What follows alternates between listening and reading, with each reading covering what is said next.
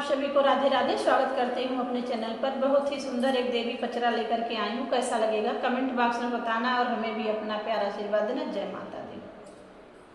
पथराही फोरी फोरी निकली देवी मैया हो कि केहू न जानना, हो कि केहू न जानना।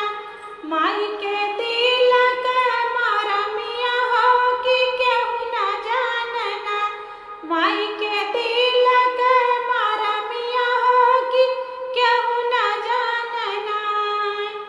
माई के मरमिया जान कहरा बेटउआ हो कि जे कर कलसना, हो कि जे कर कलसना।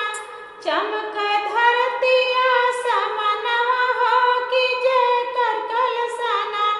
चमक धरती आसमनवा हो कि जे कर कलसना। पथराही फोरी फोरी निकली देवी मैया हो कि केहू न जानना, हो कि केहू न जानना।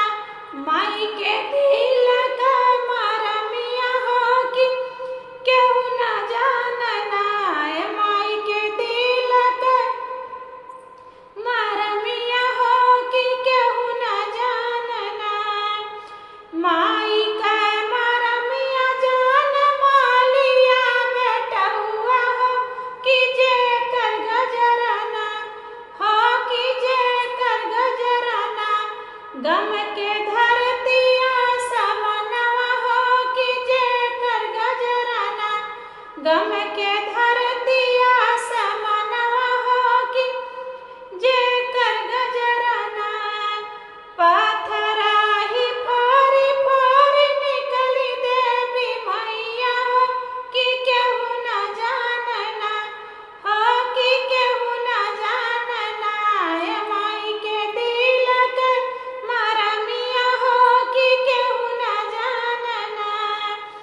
माई के मरमिया जान बाज जा बेटउआ हो कि जे कर चुनरी ना, हो कि जे कर चुनरी ना। लहर धरती आसमनवा हो कि जे कर चुनरी ना।